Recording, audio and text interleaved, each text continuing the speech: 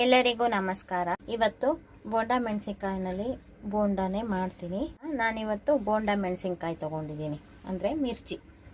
ಬೋಂಡಾ ಮಾಡಿಬಿಟ್ಟು ಅದನ್ನು ಕಟ್ ಮಾಡಿ ಒಗ್ಗರಣೆ ಹಾಕೋದು ಮತ್ತು ಬೇರೆ ಮಿಕ್ಸಡ್ ಹೇಗೆ ಮಾಡೋದು ಅಂತ ತೋರಿಸ್ತಾ ಇದ್ದೀನಿ. ಇದು ತುಂಬ ರುಚಿಯಾಗಿರುತ್ತೆ.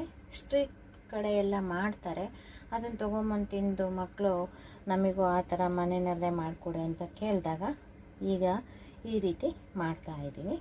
ಫಸ್ಟು ಈ ಮೆಣಸಿನ್ಕಾಯಿ ನೋಡಿ ಒಂದು ಸ್ವಲ್ಪ ದಪ್ಪ ಸೈಜಿನ ತೊಗೋಬೇಕು, ಆವಾಗ ಕಟ್ ಮಾಡಲಿಕ್ಕೆ ಚೆನ್ನಾಗಿರುತ್ತೆ.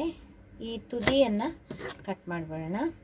ಆಮೇಲೆ ತೊಟ್ಟಿ ಇದ್ದರೆ ಇರುತ್ತೆ, ತೊಟ್ಟೆಂಗೆ ಕಟ್ ಮಾಡಬೇಡಿ.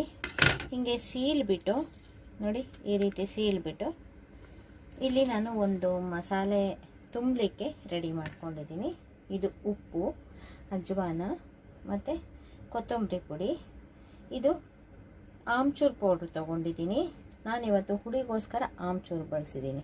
ಆಮ್ಚೂರು ಪೌಡ್ರು ಅಂದರೆ ಮಾವಿನ ತಿರುಳಲ್ಲಿ ಒಣಗಿಸಿ ಪುಡಿ ಮಾಡಿರೋದು ಮಾವಿನ ಪುಡಿ.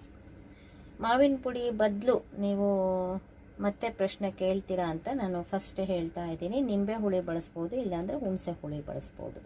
ಇದು ಅಷ್ಟನ್ನು ಮಿಕ್ಸ್ ಮಾಡ್ಕೊಳ್ತಾ ಇದ್ದೀನಿ.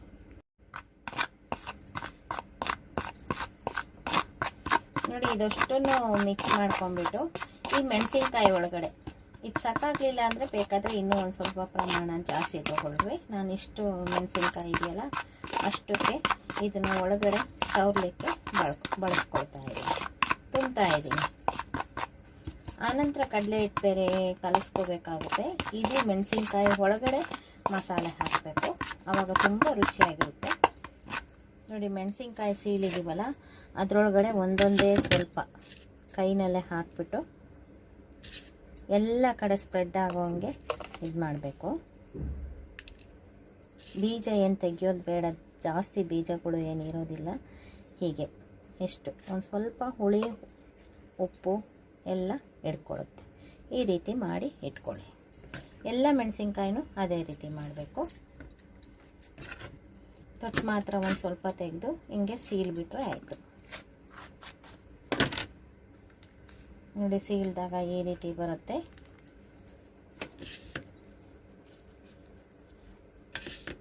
ಚಮಚದಲ್ಲಿ ಹಾಕಿದರೆ ಜಾಸ್ತಿ ಆಗುತ್ತೆ. ತೀರಾ ಹುಳಿನೂ ಆಗಬಾರ್ದು, ಉಪ್ಪು ಆಗಬಾರ್ದು. ಒಂದು ಸ್ವಲ್ಪ ಹಿಂಗೆ ಸವರ್ ಬಿಡಬೇಕು. ನೋಡಿ, ಇದಿಷ್ಟು ಪುಡಿ ಇದಿಷ್ಟಕ್ಕೂ ಆಗುತ್ತೆ. ಈ ರೀತಿ ಫಸ್ಟು ಮಾಡಿಟ್ಕೋಬೇಕು. ನೋಡಿ, ಎಲ್ಲ ಹಚ್ಚಿ ರೆಡಿ ಮಾಡಿದ್ದೀನಿ. ಇದು ಒಂದು ಲಾಸ್ಟಿಗಿದೆ. ನೋಡಿ, ಪುಡಿ ಕೂಡ ನೋಡಿ ಈ ಥರ ಬೆಳ್ಳಗಿರುತ್ತೆ. ಒಂದು ಸ್ವಲ್ಪ ಸವರಬೇಕು. ನೋಡಿ, ಪುಡಿ ಕೂಡ ಕರೆಕ್ಟಾಗಾಯಿತು. ಇದಷ್ಟು ಒಂದು ಸ್ವಲ್ಪ ಒಂದು 10 ನಿಮಿಷ ಹಾಗೆ ಇಟ್ಟರೆ ಅಷ್ಟೊತ್ತಿಗೆ ನಾವು ಹಿಟ್ಟನ್ನು ರೆಡಿ ಮಾಡ್ಕೋಬೋದು. ನೋಡಿ, ಮೆಣಸಿನ್ಕಾಯಿಗೆ ಮಸಾಲೆ ಹಾಕಿ ಹಾಗೆ ಇಟ್ಟಿದ್ದೀನಿ. ಇದು ನೆನ್ಕೊಳ್ತಾ ಇರುತ್ತೆ. ಅದರೊಳಗಡೆ ಎಲ್ಲ ಉಪ್ಪೆಲ್ಲ ಸ್ಪ್ರೆಡ್ ಆಗುತ್ತೆ, ಆವಾಗ ರುಚಿ ಚೆನ್ನಾಗಾಗುತ್ತೆ ತಿನ್ನಬೇಕಾದ್ರೆ. ನೋಡಿ, ಇವಾಗ ಕಡಲೆ ಹಿಟ್ಟು ತೊಗೊಂಡಿದ್ದೀನಿ. ನೀವು ಯಾವಾಗಲೂ ಪ್ಯೂರ್ ಕಡಲೆ ಹಿಟ್ಟನ್ನು ತೊಗೋಬೇಕು. ನೋಡಿ, ಈ ಥರ ಕಡಲೆ ಹಿಟ್ಟು ತೊಗೋಬೇಕು. ಮತ್ತು ಮಲ್ಟಿಗ್ರೇನು ಪಕೋಡ ಹಿಟ್ಟು ಅಂತ ಬಂದುಬಿಟ್ಟಿದೆ ಇವಾಗ. ಈ ಥರ ತೊಗೋಬೇಡಿ, ಅಷ್ಟೊಂದು ಟೇಸ್ಟ್ ಬರೋದಿಲ್ಲ. ಪ್ಯೂರ್ ಕಡಲೆ ಹಿಟ್ಟು ಹಾಕಿದರೆ ಚೆನ್ನಾಗಿರುತ್ತೆ. ನೋಡಿ, ಇದು ಕಡಲೆ ಹಿಟ್ಟು ಹಾಕಿದ್ದೀನಿ. ಒಂದು ಬಟ್ಲು ಕಡಲೆ ಹಿಟ್ಟಿಗೆ 1 ಸ್ಪೂನಷ್ಟು ಅಕ್ಕಿ ಹಿಟ್ಟನ್ನು ಹಾಕಿದ್ದೀನಿ. ಇದು ಗರಿ ಗರಿ ಅಂತ ಬರೋದಕ್ಕೆ ಚೆನ್ನಾಗಿರುತ್ತೆ. ಒಂದೇ ಒಂದು ಸ್ವಲ್ಪ, ಏಕೆಂದರೆ ಮೆಣಸಿನ್ಕಾಯಿಗೂ ಹಾಕಿದ್ದೀವಿ ಅಜ್ವಾನನ, ಅದಕ್ಕೆ ಒಂದೇ ಒಂದು ಸ್ವಲ್ಪ ಅಂಗೈಲಿ ಉಜ್ಜಿ ಹಾಕಿದ್ದೀನಿ. ಆಮೇಲೆ ರುಚಿಗೆ ತಕ್ಕಷ್ಟು ಉಪ್ಪು, ಈ ಹಿಟ್ಟಿಗೆ ರುಚಿಗೆ ತಕ್ಕಷ್ಟು ಉಪ್ಪು ಹಾಕಿದ್ದೀನಿ. ಒಂದು ಸ್ವಲ್ಪ ಅರಿಶಿನ ಹಾಕ್ತಾಯಿದ್ದೀನಿ, ಒಂದೇ ಒಂದು ಸ್ವಲ್ಪ. ಅದು ಅಗಲವಾಗಿ ಬಿದ್ದಿದೆ ಅಷ್ಟೇ. ಒಂದು ಪಿಂಚಷ್ಟು ಇದು ಬೇಕಿಂಗ್ ಸೋಡಾ, ಬರೀ ಸೋಡಾ ಅಲ್ಲ, ಬೇಕಿಂಗ್ ಸೋಡಾ ಒಂದೇ ಒಂದು ಪಿಂಚು ಇಷ್ಟು ಹಾಕಿದ್ದೀನಿ. ಇವಾಗ ಇದನ್ನು ಚೆನ್ನಾಗಿ ಕಲಕ್ಕೊಳ್ಳೋಣ ಎಲ್ಲ ಕಡೆಗೂ ನೀಟಾಗಿ. ನೋಡಿ, ಇದನ್ನೆಲ್ಲ ನೀಟಾಗಿ ಕೈಯಾಡಿದ್ದೀನಿ. ಈಗ ಸ್ವಲ್ಪನೇ ನೀರು ಹಾಕ್ಕೊಂಡು ನಾವು ದೋಸೆ ಹಿಟ್ಟಿನ ಅದಕ್ಕೆ ಕಲಿಸ್ಕೋಬೇಕು. ಬೋಂಡಾ ಬ್ಯಾಟರ್ನ ಕಲಿಸ್ಕೊಳ್ತಾ ಇದ್ದೀನಿ. ನೋಡಿ, ಇವಾಗ ಹದವಾಗಿ ಕಲಸಿದ್ದೀನಿ. ಹಿಟ್ಟು ನೋಡಿ ಈ ಹದದಲ್ಲಿರಬೇಕು. ಫೈನ್ ಆಗಿದೆ, ತೆಳುಗೂ ಇಲ್ಲ ಗಟ್ಟಿಗೂ ಇಲ್ಲ. ಎದ್ದು ಹಾಕಲಿಕ್ಕೆ ತುಂಬ ಚೆನ್ನಾಗಿರುತ್ತೆ. ಈಗ ಹಿಟ್ಟು ರೆಡಿ ಆಯಿತು, ಎಣ್ಣೆ ಕಾಯ್ಲಿಕ್ಕಿಡೋಣ. ನೋಡಿ ಗ್ಯಾಸ್ ಮೇಲೆ ಬಾಣಲೆ ಇಟ್ಟಿದ್ದೀನಿ. ಇವತ್ತು ನಾನು ಗೋಲ್ಡ್ ವಿನ್ನರೇ ಎಣ್ಣೆ ಹಾಕ್ತಾ ಇದ್ದೀನಿ.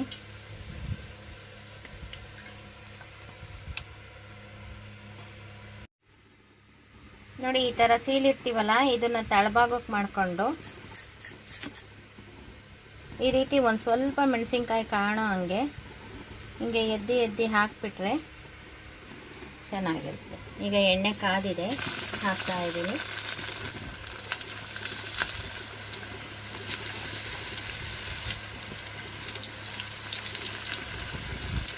ಎರಡೂ ಕಡೆ ಚೆನ್ನಾಗಿ ಮಗ್ಚಾಕಿ ಬೇಯಿಸ್ಕೊಂಡ್ಬಿಟ್ರೆ ಚೆನ್ನಾಗಿರುತ್ತೆ.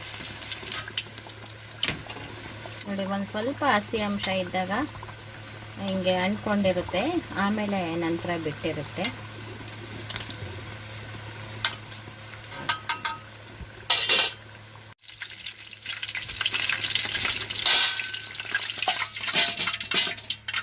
ನೋಡಿ ಇದ್ರೊಳಗಡೆ ಹಾಕಿದ್ದೀನಿ, ಸಖತ್ತಾಗಿ ಬಂದಿದ್ದಾವೆ.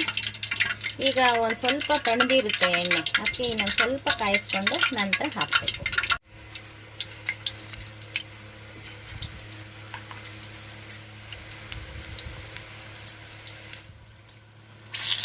ನೋಡಿ ಇದು ಕೂಡ ಹದವಾಗಿ ಬೆಂದಿದೆ. ಎಷ್ಟು ಚೆನ್ನಾಗಿ ಬಂದಿದೆ ಗೊತ್ತಾ, ಸಖತ್ತಾಗಿದೆ. ರುಚಿ ಮಾತ್ರ ಸಖತ್ತಾಗಿದೆ. ಈ ಥರ ಮಾಡಿಬಿಟ್ಟು ಕಟ್ ಬಜ್ಜಿ ಮಾಡಿದರೆ ಸಖತ್ತಾಗಿರುತ್ತೆ. ನೋಡಿ ಎಷ್ಟು ಚೆನ್ನಾಗಿ ಬಂದಿದೆ.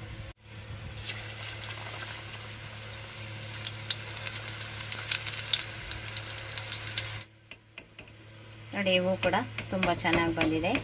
ಇನ್ನು ಒಂದು ಇಬ್ಬೆ ಇದೆ, ಇನ್ನೊಂದು 3 ಇದೆ, ಅದನ್ನು ಕೂಡ ಕರ್ಕೊಳ್ತೀನಿ ಇದೇ ರೀತಿ.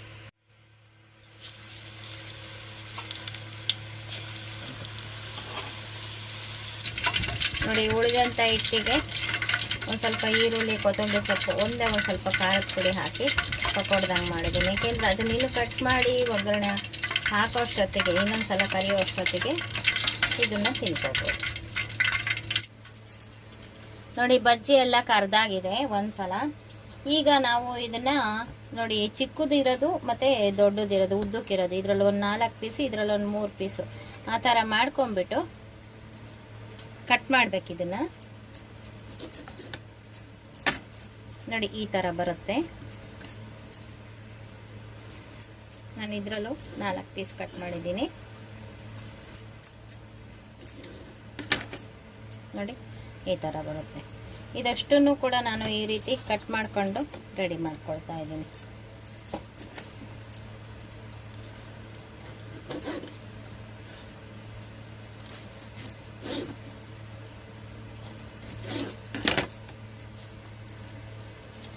ನೋಡಿ ಈ ಬಜ್ಜಿಗಳಷ್ಟನ್ನು ಇದೇ ರೀತಿ ಕಟ್ ಮಾಡ್ಕೊಳ್ತಾ ಇದ್ದೀನಿ. ನೋಡಿ ಕರ್ದಂಥ ಬಜ್ಜಿಗಳನ್ನೆಲ್ಲ ನೋಡಿ 3 ಅಥವಾ 4 ಪೀಸ್ ಮಾಡಿದ್ದೀನಿ. ಒಂದು 3 ಹಾಗೆ ಬಿಟ್ಟಿದ್ದೀನಿ. ಹಾಗೆ ತಿನ್ನೋರು ಹಾಗೆ ತಿನ್ಬೋದು. ಇದನ್ನ ಮತ್ತೆ ಕರಿತಾ ಇದ್ದೀನಿ. ಇದು ಹಾಗೆ ತಿನ್ಲಿಕ್ಕೆ ಕೂಡ ತುಂಬ ಚೆನ್ನಾಗಿದೆ, ಸಖತ್ತಾಗಿದ್ದಾವೆ. ಟೇಸ್ಟ್ ಮಾತ್ರ ಎಷ್ಟು ಚೆನ್ನಾಗಿದೆ ಗೊತ್ತಾ, ಹದವಾಗಿದೆ. ಈಗ ನೋಡಿ ಮತ್ತೆ ಎಣ್ಣೆ ಕಾಯಿಸ್ಕೊಂಡಿದ್ದೀನಿ. ಈಗ ಮತ್ತೆ ಇದನ್ನ ಹಾಕಿ ಕರಿತಾ ಇದ್ದೀನಿ. ಸಣ್ಣ ಊರಿನಲ್ಲಿ ಕರಿಬೇಕು.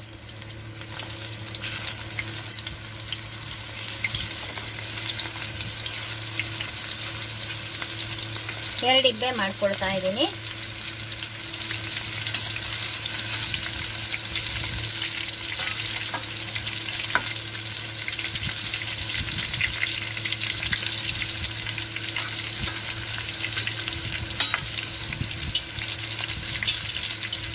ನೋಡಿ ಹಾಕಿದ್ದಾಗ ಇದ್ದದ್ದಕ್ಕಿಂತ ಒಂದು ಸ್ವಲ್ಪ ಕೆಂಪುಗಾಗಿದೆ. ಇನ್ನು ಸ್ವಲ್ಪ ಗರಿ ಗರಿ ಅನ್ನೋಂಗೆ ಕರ್ಕೊಂಡ್ಬಿಟ್ರೆ ಚೆನ್ನಾಗಿರುತ್ತೆ. ಈಗ ನೋಡಿ ಆಗಿದೆ, ತೆಗಿತಾ ಇದ್ದೀನಿ. ತೆಗೆದು ಎಣ್ಣೆ ಸೋರ್ಲಿಕ್ಕೆ ಹಾಕೊಳ್ತಾ ಇದ್ದೀನಿ.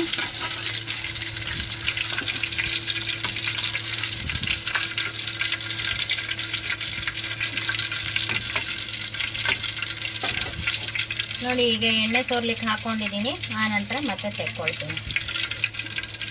ನೋಡಿ ಇನ್ನೂ ಒಂದು ಇಬ್ಬೆ ಆಗುತ್ತೆ, ಅದನ್ನು ಕೂಡ ಕರಿತಾ ಇದ್ದೀನಿ. ಇದನ್ನು ಕೂಡ ತೆಗೆದಿಟ್ಕೊಳ್ತೀನಿ. ನೋಡಿ ಇದನ್ನ ಎರಡೇ ಕಟ್ ಮಾಡಿ ಆದ್ಮೇಲೆ ಕರ್ದಿದ್ದೀನಿ ಎರಡನೇ ಸಲ.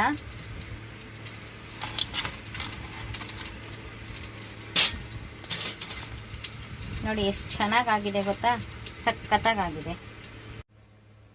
ಕಟ್ ಮಾಡಿ ಕರ್ದಿದ್ದಂಥದ್ದನ್ನ ಒಂದು ಬಾಂಡೆಗೆ ಹಾಕೊಂಡಿದ್ದೀನಿ. ಇದಕ್ಕೆ ನೋಡಿ ಒಂದು ಸ್ವಲ್ಪ ಖಾರದ ಪುಡಿ, ಒಂದು ಸ್ವಲ್ಪ ಚಾಟ್ ಮಸಾಲ, ಅಚ್ಚ ಖಾರದ ಪುಡಿ, ಒಂದು ಸ್ವಲ್ಪ ಚಾಟ್ ಮಸಾಲ, ಇದಿಷ್ಟನ್ನು ಹಾಕ್ಬಿಟ್ಟು ಮತ್ತು ಈರುಳ್ಳಿ, ಸಣ್ಣದಾಗಿ ಹೆಚ್ಕೊಂಡಿರೋ ಈರುಳ್ಳಿ, ಕೊತ್ತಂಬರಿ ಸೊಪ್ಪು ಎಲ್ಲ ಹಾಕಬೇಕು ಇದ್ರ ಮೇಲಕ್ಕೆ. ಇದೆರಡನ್ನೂ ಕಲಿಸ್ಕೊಳ್ತಾ ಇದ್ದೀನಿ. ಇದಕ್ಕೆ ಹಿಂಗೆ ಉದುರಿಸೋದು ಒಂದು ಸ್ವಲ್ಪ.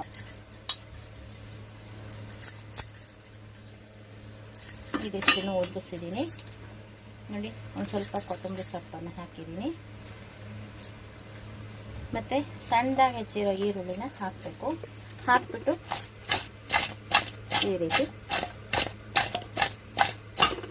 ಮಾಡಬೇಕು, ಕೈ ಆಡಬೇಕು. ತುಂಬ ಚೆನ್ನಾಗಿರುತ್ತೆ. ಇದನ್ನು ಪ್ಲೇಟಿಗೆ ಹಾಕಿ ಕೊಡಬೇಕು. ತುಂಬ ಎಷ್ಟು ಇಷ್ಟಪಡ್ತಾರೆ ಮಕ್ಕಳು ಅಂದರೆ ತುಂಬ ಇಷ್ಟಪಡ್ತಾರೆ.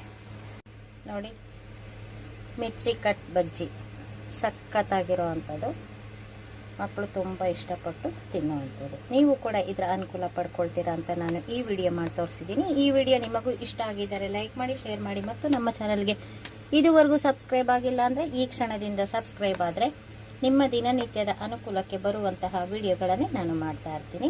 Thank you for watching.